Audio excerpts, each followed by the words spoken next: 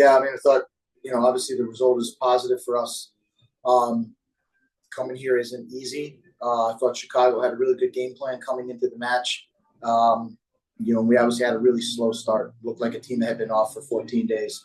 And we just had to get up to speed. But really proud of the response of the players and the solutions that came into the game.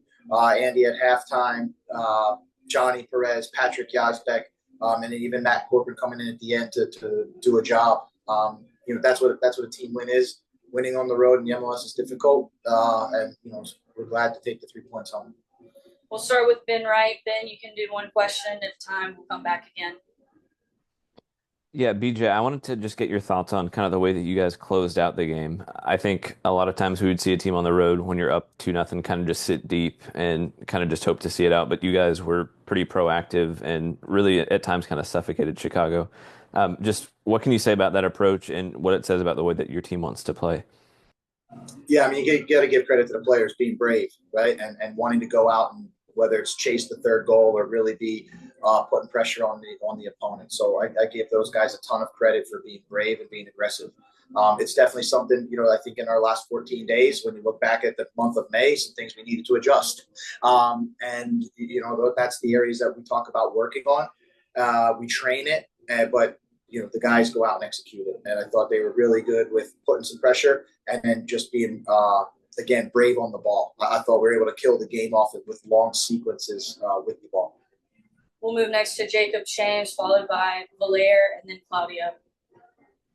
Yeah, BJ, I guess how big were the pair of early saves by Joe Willis in the first 15 minutes? While you mentioned it looked like you were having a hard time maybe settling into the game, coming off 2 weeks off. How big were those saves to help get settled into the game while it looked like Chicago was getting some pretty good chances? Yeah, thankfully Joe doesn't look like he had 14 days off. Big saves for us, and again, we just didn't come out with the right intensity. Also, listen, we have to give Chicago credit. They're a well-coached team that had a really good game plan in that first half, and so we had to sort of weather that storm and make some adjustments. But yeah, I mean, that's what you want from your goalkeeper. Their main job is to keep the ball out of the goal, and getting a clean sheet tonight, a lot of credit goes to Joe. Yeah, BJ, you mentioned you had long sequences to kind of kill off the game or build something before the goals even came in. But in the first half, it didn't seem like you guys were able to do that as well. There were a lot of short spells, more so than longer spells on the ball for both teams. What changed at halftime that kind of allowed you to have longer spells on the ball? Yeah, we just had to change the structure, Valaire. In the second half, we were able to get our center backs a little bit more narrow, roll Gaston Brugman a little bit wide, push Andy high, bring Ahmed into the pocket, and actually move Hani into the 10 pocket. So I thought it gave us a little bit more balance and a little bit neutralized their ability to build pressure right on our center backs, which was happening in the first half. So again, credit to the guys for taking that information in and doing it. And I thought that gave us a little bit more closer connections to move the ball quickly, but also an opportunity to secure the ball and control the tempo of the game. BJ, why was this a good game for Gaston? I thought he had a good game actually, but why was this a good game for him to be a starter in your mind? Yeah, I thought Gaston played really well tonight. A guy who I think shows always the quality with the ball. And then I think you saw the commitment off the ball, up high, pressing behind the two forwards, running back, winning second balls, tackling, loose balls, and really helping us, with and without the ball. So, I think his energy combined with Eddie's really sort of, I think gave us long periods of control in the midfield. We'll move to Nick Frazier. BJ, when it comes to Ahmed Kassim's performance tonight, just your assessment on his game and just, I guess, for younger players, when they come back from a break like this, is it just difficult to get them back in the groove or is it you're kind of forcing them into the lineup to kind of get them, I guess, back in there, the groove they were in before the break? Yeah, I think it's not young players, all the players today. I thought we were just a little bit slow coming out of on the first half. Against a team that had a really good game plan and really, came out with a lot of energy, and we didn't match it. But thankfully, we were able to weather that storm and respond in the second half. Like I said, I thought, specifically to Ahmed, I thought, on the right-hand side in the first half, it wasn't set up for a ton of success. That's my fault. And then I thought, there was some bright moments in the second half. Ben Wright with a follow-up, and then Claudio. Yeah, BJ, you already touched a little bit on Andy. I just wanted to kind of go a little bit deeper, just the impact he had coming off the bench at halftime. He was involved, obviously, in both the goals, but really felt like he was important in kind of those longer sequences of possession. Just how important has he been, not just this game, but overall this season?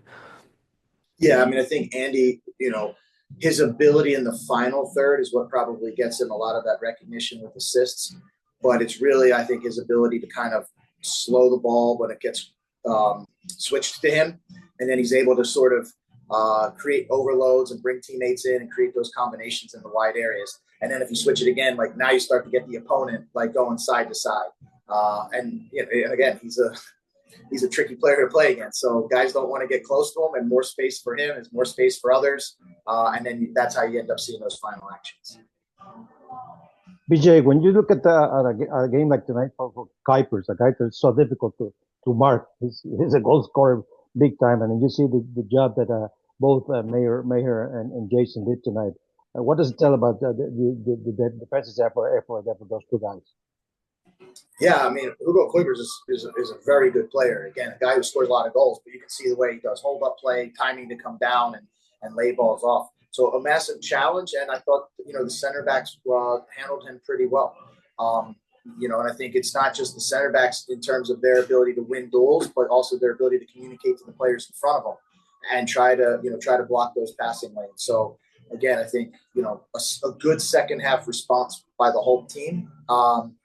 Defenders and goalkeepers get a lot of credit for the clean sheets. And then, for us, we'll take it as a team. It's nice to get back on the zeros. Jacob Shames with the final question for Coach. Yeah. It seemed like Eddie Tagseth had another, pretty solid all-around game with, some key passes, a few key interceptions, just being kind of everything. I guess, what did you make of his performance and specifically his role in helping you guys keep the shutout? Yeah, I mean, I don't want to get spoiled around here, but it's just another standard Eddie performance. A guy who puts in shifts with and without the ball, covers a lot of ground, and makes players around him better. Thank you, Coach. We'll be joined shortly by defender Andy Najar. We knew that this game would be very difficult, but we were prepared for that, and I'm very happy to win my team with 2 assists and We'll start with Ben, and as a reminder, we'll start with one question and go back later for follow-ups. Yeah, Andy, it felt like you had a pretty significant impact coming off the bench, not just with the goals, but kind of in helping Nashville have kind of longer sequences of possession. Can you just talk a little bit about what kind of you were expecting coming into the game, and maybe what BJ told you coming in at halftime? Yeah, I knew it from when I was on the bench. I was talking with some teammates, that I would come in and score an assist, and I was mentally with that, and I was very excited to run my team, and I think we were missing the forehand that to go with the right side, go a little bit higher, give a space to Gaston to go like a right back, and Josh should be the more higher. So that's what the coach told me before getting, and that's what I did. We'll go next to Jacob Shames, followed by Valaire. Yeah.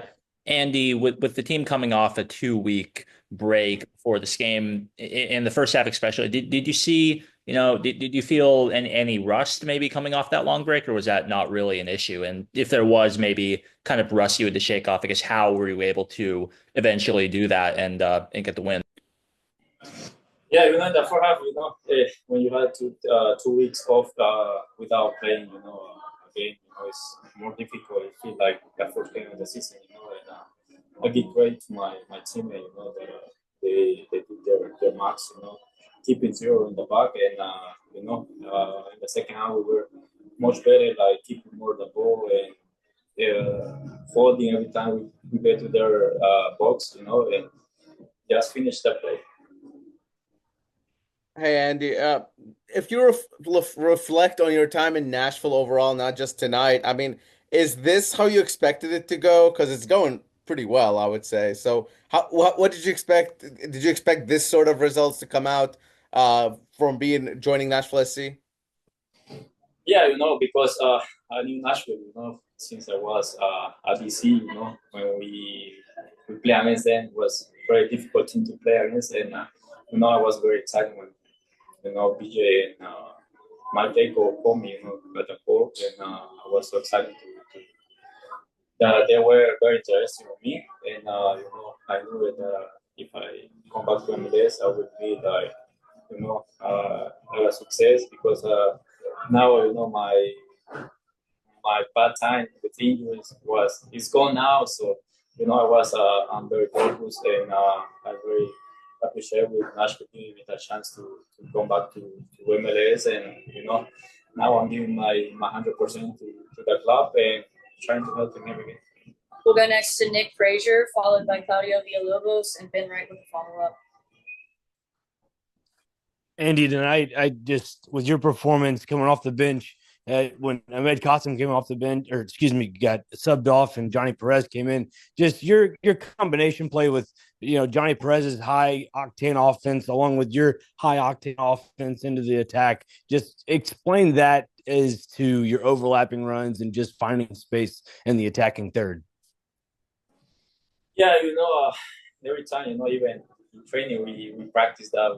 We have a good connection with Johnny, with Hani, and I think since I joined the club, they helped me a lot also from the first day, and we make a lot of chemistry with them so quick, and now we can reflect on the field.